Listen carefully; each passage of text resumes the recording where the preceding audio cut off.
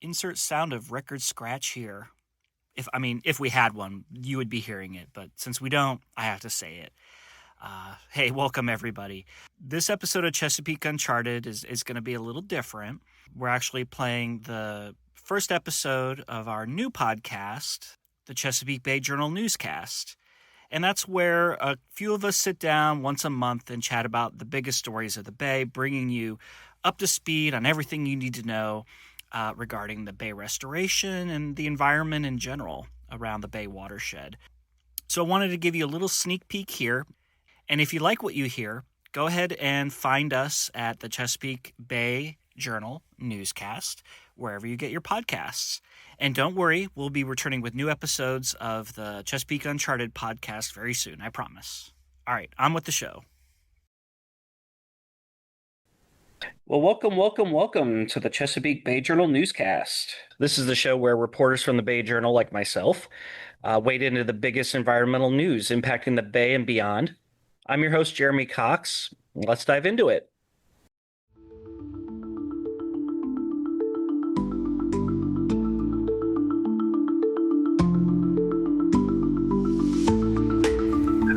All right.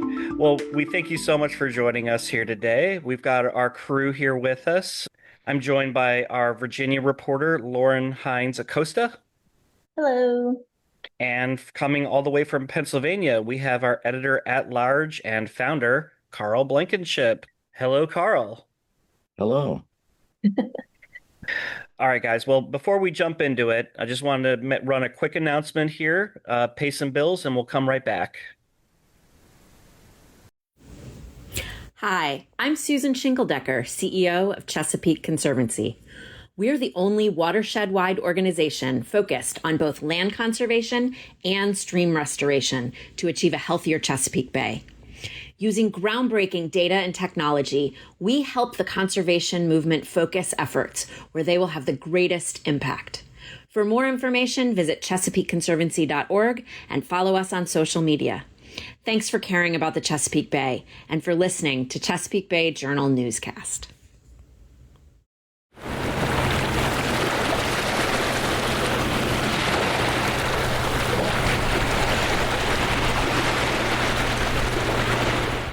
Okay, welcome back. Of course, that was the Chesapeake Conservancy, and we just want to thank them very much for their patronage here. And again, we're about to jump into the biggest stories of the day. Let's start off with the Bay's Big Wave. That's the story that's the leading story, let's say, the A1 first minute of your newscast. I think, Carl, you've got something for us. What's going on? About a year ago, it was big news when the Trump administration was cutting back a program called the Partnerships for Climate Smart Commodities, which was making $1 billion. Well, it's making $3 billion worth of grants nationwide and hundreds of millions of dollars of funding to the Bay watershed for various agricultural programs that was promoting various climate smart, I guess I should say, quote unquote, climate smart practices like soil health, regenerative agriculture, and cover crops, stream buffers, things like that. So getting farmers to do their part to be more resilient for climate change and produce less greenhouse gases, maybe? Exactly. It was things that would both help reduce runoff, and it would in some way benefit climate change, usually by sequestering carbon in soils or reducing emissions and stuff. So you've got the story for us. What happened? Well, it was a big blow a year ago to lose that much money for farm conservation practices because it in the Bay context was a huge amount. But recently, U.S. Department of Agriculture did leave the door open for some of the nonprofits and universities and others getting those grants to renegotiate those programs. And that is starting to happen. One of the biggest ones to lose a grant in this region was the Pennsylvania Association for Sustainable Agriculture that had like a $59 million grant pulled. But over the last year, they have renegotiated that and they will be going ahead and helping farms with conservation measures. They just can't explicitly be promoting quote unquote climate related measures. A farmer can come with them and want to do climate related things, but they can't actively go out and promote it. So they can do, broadly speaking, conservation, but not specifically climate conservation. And I've spoke to some others, and some other major grant recipients are also in this region, or also in the process of renegotiating their grants. And so it looks like that will not turn out to be as big of a loss of money for the region as was Oh, feared like a year ago. well, that's some good news, but just stop you right there for a moment. Obviously, President Donald Trump has long been a skeptic, to say the least, about climate science. Does this restructuring of these grants have something to do with that? Does it go all the way up to the top, as it were?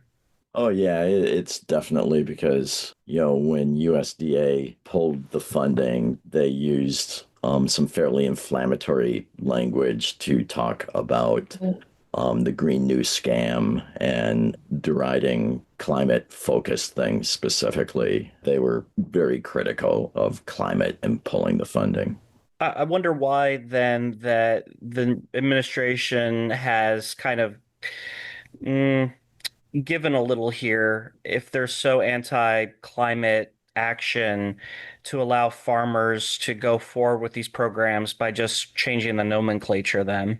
Well, I think part of it is there is a lot of money going to farmers, and they didn't want to be seen as pulling money from farmers. And when they were pulling funding a year ago, they were complaining that not enough of the money in this program was going directly to farmers. And so, in restructuring Mm. the grants, these places are having to send more money to farmers. There's drawbacks to that because, like the Pennsylvania Association of Sustainable Agriculture, part of their goal was to train technical assistance people to go out and work on some of these conservation programs, which there's often a shortage of boots on the ground for this. Mhm. And the way this grant's reworked, it gets more money to farmers, but it's shortchanging the technical support aspect of it.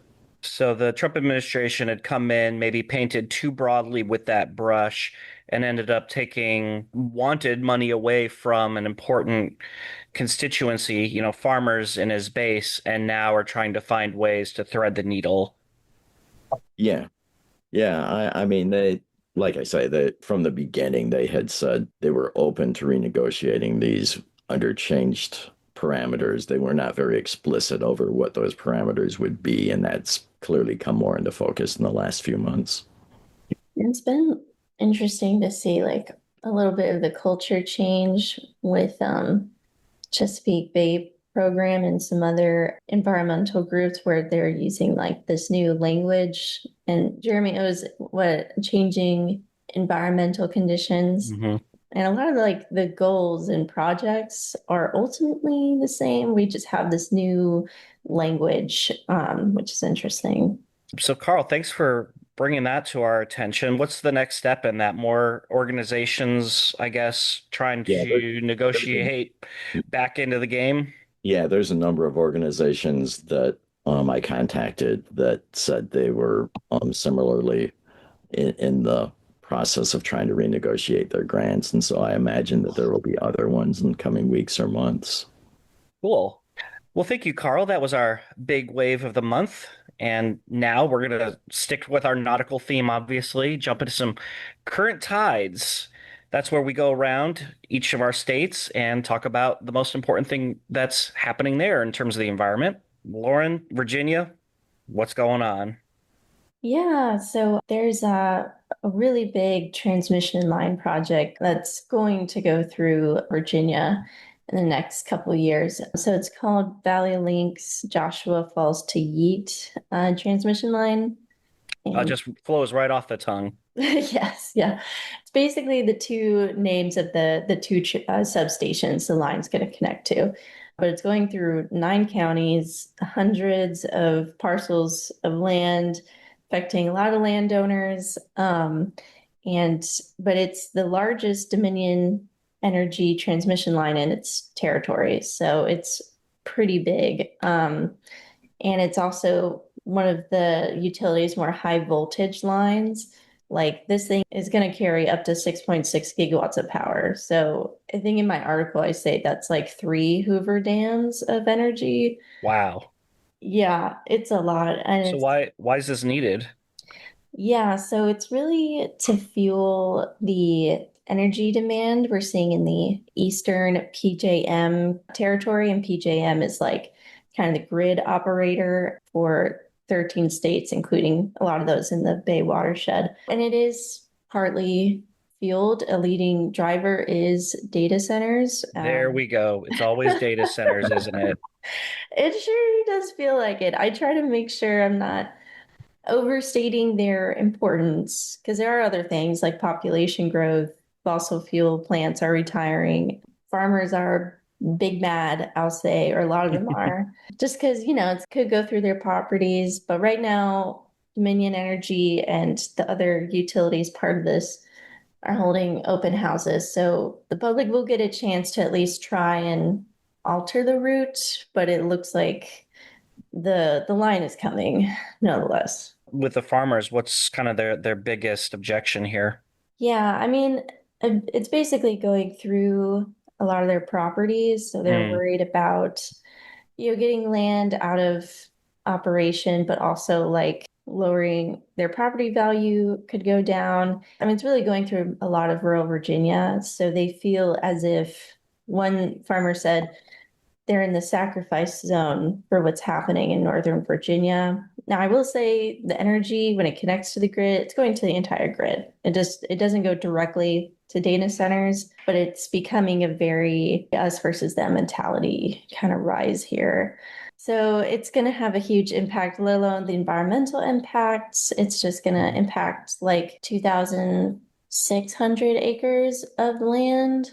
Some okay. of that's farm, some of that's forest. Yeah. It just feels like, we have a similar project in Maryland, the MPRP transmission line that's generated a lot of static, shall we say. Mhm. Again, data centers being one of the main drivers of that, although not exclusively. And it just feels like in the last few years, transmission lines have suddenly been getting a lot of pushback, generating a lot of headlines. I mean, what do you think's changed here? It may just be the scale of it. I mean, these are high voltage, pretty tall towers, and they just have to go farther distances to get more power in more places. So that's my theory, I will say. I think it's scaling up to where Mhm. it's impacting more and more people. Is the environmental community weighed in on this?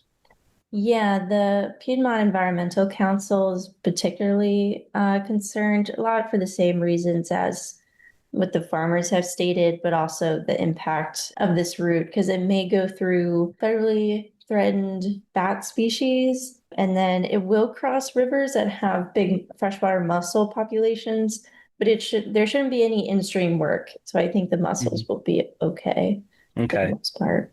Yeah, I know from the MPRP project, for example, in Maryland, that the backers of that project say we got to have this because of reliability in the system. Yeah. It'll increase the chances of power outages and brownouts and that sort of thing. Is that what you're hearing there in Virginia with that project as well? Yeah, Dominion Energy saying, this will ensure reliability and act as like a redundancy to prevent power outages. And Dominion, they're basically saying the largest energy demand since like World War, I want to say two. One of Um, those world wars. yeah, I mean, the energy demand is basically doubling, I think, by 2030. Well, thank you for that, Lauren. Well, Jeremy, did you have a story you wanted to highlight for us? What's Oh, going on do I around? ever? You have We the get to big one. Yeah, yeah, we've kind of got a national story in our backyard here with the Potomac Interceptor spill, the collapse back in January that spilled millions upon millions of gallons of untreated raw sewage into the tributary of the Potomac River and washed downstream, flowed that way for about a week or so before it could be caught back into kind of a holding area. Well, now, of course, the owner of the pipe, DC Water, has fixed the pipe enough, got a temporary fix where the sewage is flowing where it's supposed to be, and now the cleanup is going forward. So, see my article in the April edition of the Bay Journal for that. But now, Tim Wheeler and I, my colleague here in Maryland, we're working on a story about okay, now that this has happened, what are the long-term implications of this? Like, how's it going to affect the environment, perhaps even human health, Mhm. months, some length of time down the road? Yeah, I mean it's just crazy to like watch. I know the Potomac Riverkeeper Network has been really on it about at least gathering data and monitoring the situation as well. Yeah, and it turns out that groups of scientists have really converged on this scene. So you can imagine them putting their little scientist sirens on top of their car and driving down to the Yeah. river and all that, being a little hyperbolic, but not by much. So just got off the phone a few moments ago with a researcher with the University of Maryland Center for Environmental Science who is looking into biogeochemistry of it all. Mm. And they found that there's already signs. So here we are, it's April something right now, already signs in the Potomac of phytoplankton bloom. Oh, So of wow. stuff growing as a result of the nutrients that came downstream. And so, given the location of it and the size of it, suggests that this is going to be probably a longer season in the Potomac for algae blooms and for the dead zones that follow behind them. So, not uncommon for this to happen, right? There's plenty of runoff from cities and farms, nutrients, too much of them getting into the river. When those algae blooms feed on them and die off, you end up often the same thing you end up with the bay proper is a dead zone at the bottom where there's not a lot of oxygen and fish either flee or die, basically. It's Yeah. exactly what it says it is. And so more nutrients and the kind of nutrients that they are spells trouble down the road. Yeah. I mean, Carl, you've been in the so-called Bay Game for a while. Have you seen like anything of this magnitude before? Because it feels huge to me, but I've only been covering the Bay like 2 years, so I don't know. Well, it's huge for sewer flow. I mean, annually the amount of nutrients that go into the bay fluctuates hugely, like based on the amount of rain in the spring, which drives runoff. And so that really drives massive shifts year to year. But Mm. for an infrastructure failure, this is obviously a massive one. And it carries with it a lot of things that the spring rains don't necessarily do, including a lot of human health concerns with the bacteria and stuff like that. I am curious with the stuff that they have kind of trapped. Does that gets treated or what are they doing with it? Gets trapped in the sediments, you mean? Yeah, I mean they were kind of trying to hold it from going directly into the Yeah. river, right? I mean, if there was any good news, it didn't spill directly into the river itself. It sort of came out along the Clara Barton Parkway there in Montgomery County and found its way into this. I mean, to call it a tributary is a bit dramatic, but into sort of a gully that goes down maybe a few hundred yards before it gets to the river. So most of the active cleanup is happening in that spot right now to scrape off the top 3, 4 inches of muck and dirt and solids and nutrients, everything else. Yeah, sorry. Um, and get rid of that. If it had come straight into the river, then there wouldn't have been that sort of filtering effect going on there. As for the river itself, aside from that maybe immediate area there, I haven't heard about any active restoration. But that's what this science is about, Mm, is to get a handle of, okay, what are we seeing in the sediments, and therefore what sort of actions are called for. mm. Of Cool. Well, course, if you go back to like the 70s, almost all the sewage was going into the Potomac with very little treatment. So it's kind of like, Right. yeah. No, turning it's into. interesting you bring that up because the scientist I was talking to was saying this is like going back to the 1800s, Yeah. Oh, to the days of like people putting out night soil and workers coming around in the night to throw it into the river, basically. right. And in those days, it was estimated, she was telling me, about 50 million gallons a day of untreated sewage would go into the river that way from Washington, D.C. alone.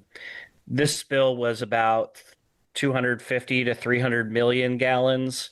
So, in a way, it's sort of this unplanned science experiment. Okay, what was it like back in the 1800s? Mm. We're experiencing it today. That's Yeah, so wild to think about. Mm. not fun to think about, but that's our job. And you know what? I applaud you listeners for hanging with us through it all.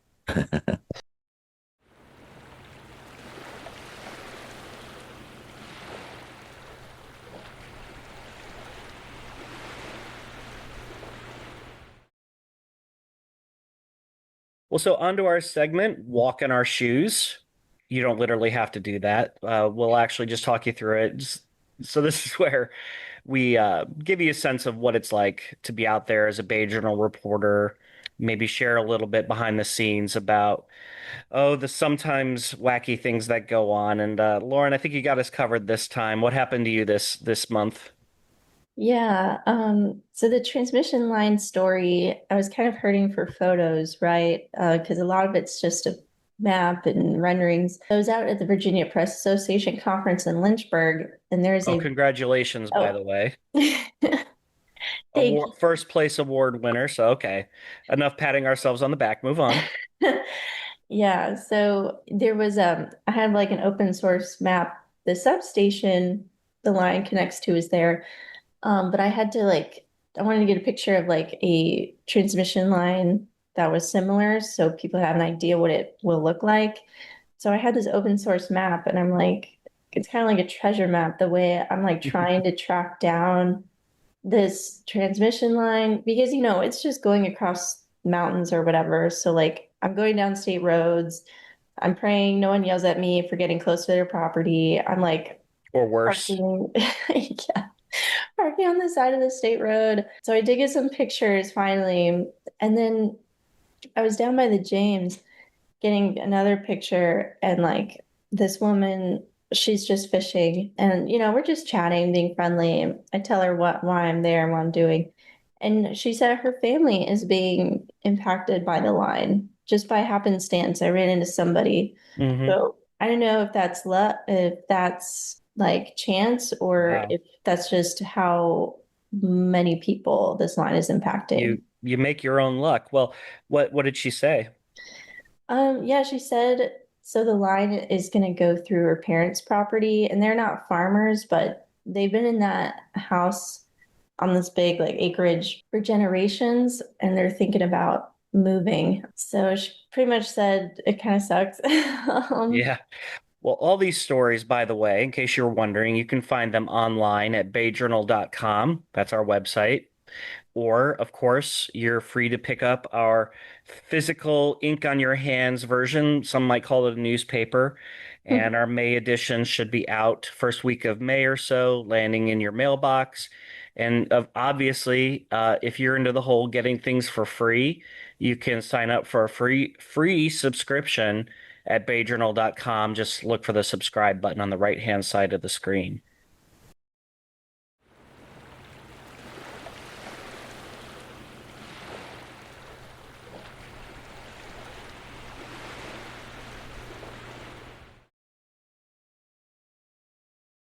So now that you're doing that, a little something to listen to while you're trekking along the internet, which is our game show, right? Two truths and a lie. Woo! Lauren, take it away. Okay, yes. So yes, I will present three statements, two Bay-related truths, and one Bay-related lie, and y'all will have to guess. But Carl, I don't know. I don't think there's no fooling you. So we'll see how this goes. Okay, statement A. The meteorite which helped form the bay crashed about 35 million years ago. B. Cow-nose rays can detect electric fields with the organ vaca radius. C, a 100-year storm means a storm has a 1% chance of happening every year. So between A, B, and C, what do you think is the lie? Ooh, did I stump Carl? You might have done the impossible here. Yeah, I'm trying to remember when the meteor hit. Well, we've established that the meteor is a thing. Yes, the Chesapeake Bay was formed in part by space junk. No, not junk. Space rock. Mm-hmm. I'm going to say B. Okay. We have B. What do you think, Jeremy? Yeah, can you say what B? Cow nose ray. What? So cow nose rays can detect electric fields with the organ vaca radius. Vaca means cow. So, either you're relying on your Spanish there to trick me or not. So I got cow nose ray, I have a meteor thing, and 1 in 100 year storm, 1%. I feel like that's right. I'm going to join Carl because agreeing with Carl has never led me down the wrong path. All right, well, y'all are correct. B is wrong. The organ is actually called ampullae of Lorenzini. You were trying to trick me with Spanish. I threw it in a Latin translation. I was like, what did I do? I think I did cow nose in Latin. Yeah, oh. See, this is why you're the host of the trivia shows, because you were very clever like that. Well, thanks. Good job, you guys. Yeah, good job. And thank you, Carl, for basically carrying us on your shoulders. Well, since that's the end of our game show, that brings us to the end of our show.